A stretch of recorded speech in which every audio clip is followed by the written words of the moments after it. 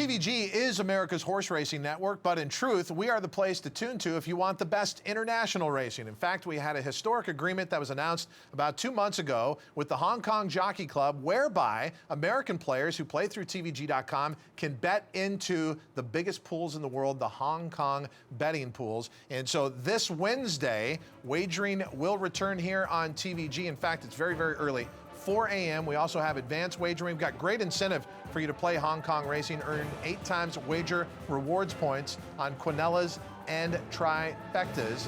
And we had the Grade 1 Standard Chartered Champions and Chater Cup over the weekend. Yes, and you can get all the free PPs and go to tvg.com for details. All the action Wednesday, 4 a.m. Pacific time. And Simon, we talk about it so much, about the size of the pools in Hong Kong. It's almost hard to fathom it. It's as if you're betting into the Breeders' Cup every day. Yeah, the Breeders' Cup every race. Yeah. If you're a big win better, this is the pools for you, because you're not going to move the odds. You know, if you're a huge win better, you're probably not going to move the odds. This is the average parimutuel pools and odds for the Hong Kong Jockey Club races that we show you. Look at that. Average pool, $2.9 million. Average winning odds, about 8.5 to 1. And then all the way down to the quinellas, $4.3 million in the quinella pools there. Look at the average winning odds, 50 to 1. And to help us find horses to key some big payoffs, we have from Hong Kong, Clint Hutchison, who is a frequent visitor here on TVG, joining us on the phone. Clint, thanks for being here again. Thanks for having me. Yeah, interesting you're talking about the pools there. The turnover this year is up 10% again this particular racing season, so the Jockey Club are pretty happy about that, and they've got a good product to bet on. Let's talk about one of the horses that you're looking forward to on Wednesday, which will be in the 4th at Happy Valley. Gun Pit is coming off a win. It seems like Gun Pit, this son of Debawi, kind of figured it out last time out. What impressed you the most in that most recent start for Gun Pit? Well, look, it was his first time at the track, and he managed to go to Happy Valley and win there. He did get a good run through the race, but he's only one start now over that course and distance, and he managed to win, and he stays in the same class. So he's meeting similar rivals. It might be a slightly stronger race. He's got a little more weight to carry, but yeah, that was, I thought, quite a good performance from a young, aggressive horse. He's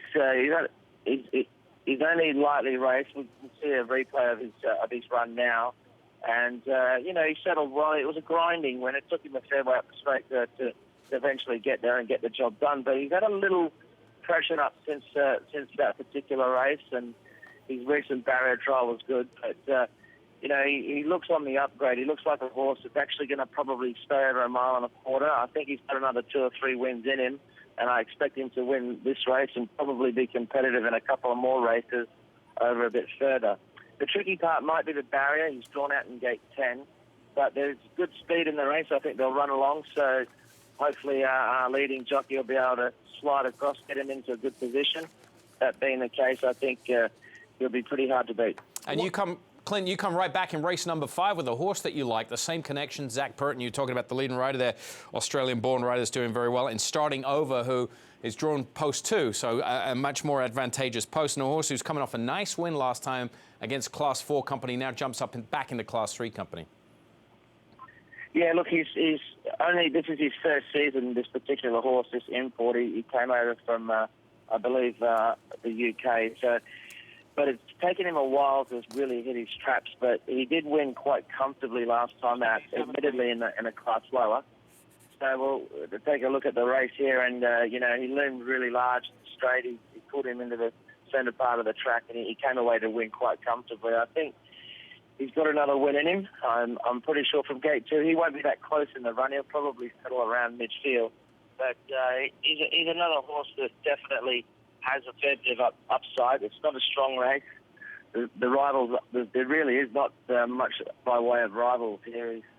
He's struck a pretty weak race for this class. So he looks well in. He too is on the rise. The stable and the combination, Burton and Bounds, are really hitting their straps at the moment. They're both trying to win the Jockeys and Trainers Championship respectively, and they'll be all out to win. I think they can win again with this guy. Clint, over here in America, we consider about 40% win rate pretty good. You're hitting about 50% with us here at TVG, and you've been on a great roll as of late with 4 out of the last 5. I won't keep you to that with your 2 picks here, just to let people know you've been doing great. But as far as looking ahead, what type of ground can we expect when racing resumes for us here on Wednesday? What's the weather looking forward out there? I looked with the forecast, and I don't know what it's like over there, but they get it wrong here more often than not. So I wouldn't rely on the weatherman too much. But he's forecast fine and sunny for the next few days. So that being the case, the conditions should be ideal. That won't worry either one of those horses. They both handle both going. So if we get a good track, I think the conditions look to be at this stage like they'll be fine. So let's hope that's the case. It certainly makes it a little easier. Clint, outstanding as always. Thank you very much. Thank you. Good luck. Clint Hutchison talking about Hong Kong racing resuming Wednesday here on TVG.